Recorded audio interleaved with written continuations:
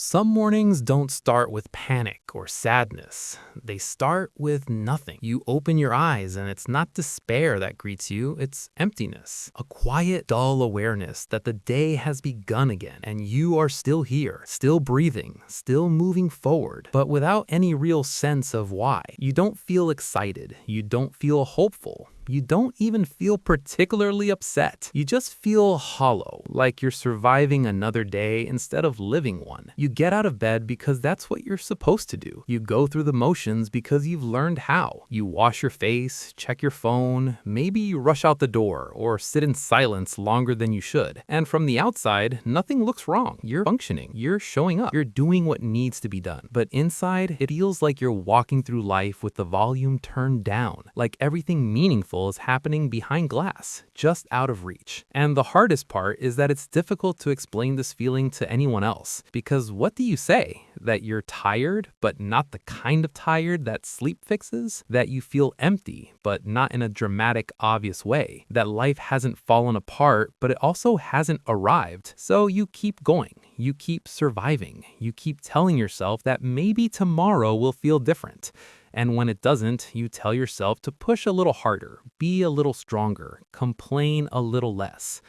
This is what hollow survival feels like. Not acute pain, but prolonged numbness. Not crisis, but quiet erosion. Psychologically, this state often comes from a long period of emotional self-suppression. It's what happens when you've spent too much time being okay instead of being honest. When you've adapted to stress, pressure, or disappointment so well that your nervous system forgets how to relax or how to feel joy without guilt. You didn't suddenly lose your sense of meaning. It slowly faded as you learned to endure instead of engage. You may have told yourself that this is just adulthood, that this is what responsibility feels like, that life isn't supposed to feel exciting and anyone who says otherwise is unrealistic. And yes, life isn't constant happiness, but it's also not meant to feel like emotional maintenance forever. Surviving is not the same as living, and when survival becomes your default mode, something inside you starts to wither quietly. You might notice it in small ways. You wake up already tired, even if you slept. You scroll longer than you mean to, not because you're entertained, but because you're avoiding the silence inside your own head. You don't look forward to much, but you still show up because you don't want to fall behind. You feel disconnected from yourself, from others, from time itself. Days blur together, weeks pass without memory. This isn't laziness, it isn't weakness, and it isn't a personal failure. It's often the result of living too long without emotional nourishment. When your life becomes centered around obligation instead of alignment, your mind starts conserving energy. Psychologists sometimes describe this as a form of low-grade burnout or emotional depletion. You're not collapsed, but you are depleted. Your system is doing the bare minimum required to keep you functioning because somewhere along the way, it learned that feeling deeply was too costly. Maybe you had to grow up too fast. Maybe you had to be the strong one. Maybe your emotions were dismissed, minimized, or treated as inconvenient. Maybe you learned that productivity mattered more than presence, that achievement mattered more than authenticity. So you adapted. You became efficient. You became reliable. You became resilient. But resilience without replenishment eventually turns into numbness. And numbness can feel like emptiness. When every morning feels like hollow survival, the instinct is often to try to fix it quickly, to change everything, to force motivation, to shame yourself into feeling more alive. But that only deepens the problem, because what you're experiencing is a lack of effort. It's a lack of connection to yourself, to meaning, to what actually matters to you beneath all the noise. The first thing to understand is this: your emptiness is not a signal that something is wrong with you. It's a signal that something important has been neglected. Emotionally, humans are not built to run on obligation alone. We need moments of agency, moments where we feel like we are choosing our lives, not just responding to them. When you lose that sense of choice, even temporarily, life starts to feel like something happening to you instead of something you're participating in. So what do you do when you wake up and feel feel that hollowness again. You don't start by fixing your entire life. You start by listening. Hollow survival often thrives in silence. Not quiet, but avoidance. You stay busy so you don't have to feel. You distract yourself so you don't have to ask uncomfortable questions. But that emptiness isn't going to disappear just because you ignore it. It's asking for attention, not judgment. One of the most powerful things you can do is allow yourself to name what you're feeling without immediately trying to solve it. To say honestly, I feel empty. Not broken, not ungrateful, not dramatic, just empty. That act alone begins to restore your internal honesty. And honesty is the foundation of healing. Psychologically, naming an emotion activates different parts of the brain than suppressing it. When you put language to what you feel, you reduce its intensity and regain a sense of agency. You're no longer drowning in a vague sense of wrongness. You're acknowledging something specific, something human. Another important shift is understanding that motivation does not come before meaning. It comes after. You don't feel unmotivated because you're lazy. You feel unmotivated because your actions feel disconnected from who you are. When your daily routines don't reflect your values, your nervous system resists. It withdraws energy. It disengages. This is why forcing productivity rarely works. You can push yourself to do more, but it won't make you feel more alive. It'll just make you more efficient at being numb. Instead, the question becomes quieter and deeper. Where in my life have I stopped choosing? Maybe you're staying in routines that no longer fit you. Maybe you're saying yes out of habit instead of desire. Maybe you're chasing goals that once mattered but don't anymore. Maybe you're neglecting parts of yourself that don't feel useful. Hollow survival often begins when life becomes purely functional. Another thing that helps, though it sounds simple, is reintroducing small intentional moments of presence. Not happiness, presence. A walk without your phone. Sitting in sunlight for 5 minutes. Listening to music without multitasking. These moments might feel insignificant, but psychologically, they tell your nervous system that it is safe to feel again. That not every moment has to be productive. That you're allowed to exist without performing. First, these moments might feel uncomfortable. When you've been numb for a while, stillness can feel strange. Emotions might surface. Sadness, longing, grief for time lost. That's okay. That's not regression, that's thawing. You might also need to grieve the version of yourself who used to feel more alive. The one who had energy, curiosity, dreams that felt close instead of distant. Grief doesn't always come from loss of people. It often comes from loss of self, and acknowledging that grief is part of moving forward. Another crucial piece is reconnecting with meaning. Not abstract purpose, but personal meaning. Meaning isn't found by thinking harder, it's found by noticing what quietly matters to you even when you're tired. What pulls your attention naturally. What hurts when it's missing. What feels wrong to ignore. Psychologist Viktor Frankl wrote that meaning is not something we invent. It's something we discover through responsibility to what matters. But responsibility doesn't have to mean pressure. It can mean care. It can mean devotion. It can mean choosing something small and tending to it. When you're hollow, grand purpose feels overwhelming. So start small. Meaning grows from intimacy with life, not from intensity. And then there's the role of self-compassion. When you're stuck in hollow survival, it's easy to judge yourself for it, to think you should be more grateful, more driven, more alive. But shame never restores vitality. It only deepens disconnection. You are not behind. You are not failing. You are not wasting your life. You are responding to something that has drained you, and that response makes sense. Another thing worth saying, quietly but clearly, is that sometimes this state is linked to depression or chronic stress, not in obvious ways. Sometimes it doesn't look like sadness, it looks like flatness. If this feeling persists, if it feels heavy and unchanging, reaching out for professional support is not weakness, it's clarity. Support doesn't mean something is wrong with you, it means you're taking yourself seriously.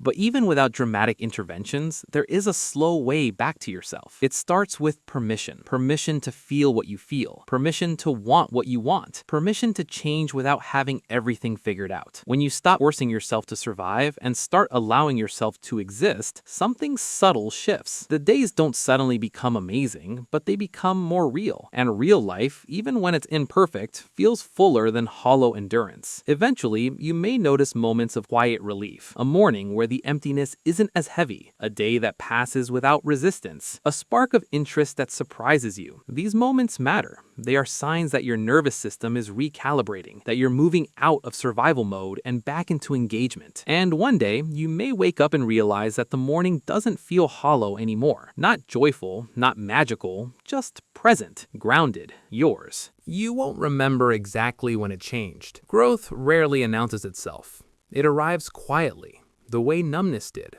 but in reverse. So if every morning feels like another day of hollow survival, know this. It doesn't mean this is all your life will be. It means something inside you is asking to be heard, honored, and reconnected to meaning. You are not empty. You are waiting for alignment, waiting for honesty, waiting for permission to live more gently and more truthfully. And the fact that you feel this at all means the part of you that wants to live fully is still there. It hasn't disappeared. It's just tired. Be patient with it, listen to it, and take one small step toward yourself. That is how hollow survival slowly becomes life again.